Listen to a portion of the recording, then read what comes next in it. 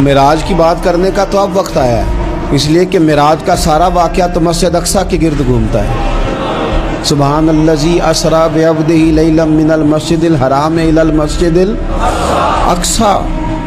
حضور نے معراج کی رات مسجد اقصیٰ میں نماز پڑھائی تھی، اور ایک بار پھر سے طیبہ سے فلسطین میں آ، راستہ دیکھتی ہے پھر مسجد اقصیٰ تیرا۔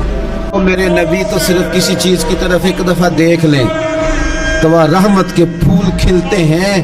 مسجد اقصیٰ کی طرف منہ کر کے 17 مہینے میرے نبی نے نماز پڑھی ہے۔ مسلمانوں پتہ ہی کوئی نہیں، ہماری خبریں ہی اور ہیں، ہمارا درد ہی اور ہے، ہمیں پتہ ہی نہیں بم کہاں برس رہے ہیں، ہمیں یہ خبر ہی نہیں۔ اور میں اس دور میں تقریریں کر رہا ہوں یہاں سوتوں کو جگانا نہیں پڑتا، جاگتوں کو جگانا پڑتا ہے۔ سیانے لوگوں کو سمجھانا ہمارے ذمہ لگ گیا، کیا کریں؟ اس قوم کو سکھانا پڑتا ہے جسے پتہ سارا ہے، لیکن جان پوچھ کے آنکھیں ہماری بند ہیں۔ یہ مولوی کو بات کرتا تو لوگ کہتے دیکھو مولوی گالی دیتا ہے، لیکن اگر قائد اعظم محمد علی جناح کہے کہ اسرائیل امریکہ کی ناجائز اولاد ہے تو پھر تو تمہیں ہضم کر لینا چاہیے نا، پھر تو لیبرل کو بھی ہضم ہونا چاہیے نا کہ قائد اعظم نے کہا ہے، اور اس ناجائز بچے کو تم نے اتنی طاقتیں دے دی کہ وہ مسلمانوں کے قبلہ اول میں نماز پڑھنے والوں کو بھی نہ بخشے۔ کہاں گئی تمہاری وہ انسانی حقوق کی بڑی بڑی تنظیمیں، کدھر گئی؟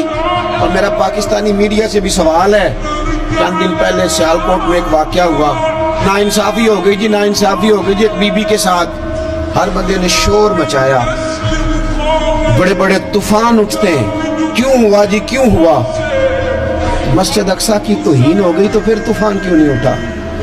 ٹاک شو کیوں نہیں ہوئے؟ بحثیں کیوں نہیں ہوئی؟ میں اس موم بتی مافیا کا کیا کروں؟ ان لبرل لوگوں کا کیا کروں؟ ان کے سپورٹروں ووٹروں کا کیا کروں؟ ان سیاسی جماعتوں کے کارکنوں کو کیا نام دوں کہ جو ان فضول بحثوں میں تو وقت ضائع کرتے ہیں، اور وہ مسجد اقصیٰ جس کے بارے میں میرے نبی پاک صلی اللہ علیہ وسلم سے ایک صحابیہ نے پوچھا تھا، یا رسول اللہ مسجد اقصیٰ میں نماز پڑھنا کتنا کو بہتر ہے باقی نمازوں کے مقابلے میں؟ تو حضور نے فرمایا 1000 گنا بہتر ہے۔ بی بی عرض کرنے لگی، سونے میں جا تو نہیں سکتی، دل بڑا کرتا ہے۔ حضور نے فرمایا جا نہیں سکتی تو وہاں تیل ہی بھجوا دے، جس میں حاضری لگوانے کی حضور بات کریں جس مسجد۔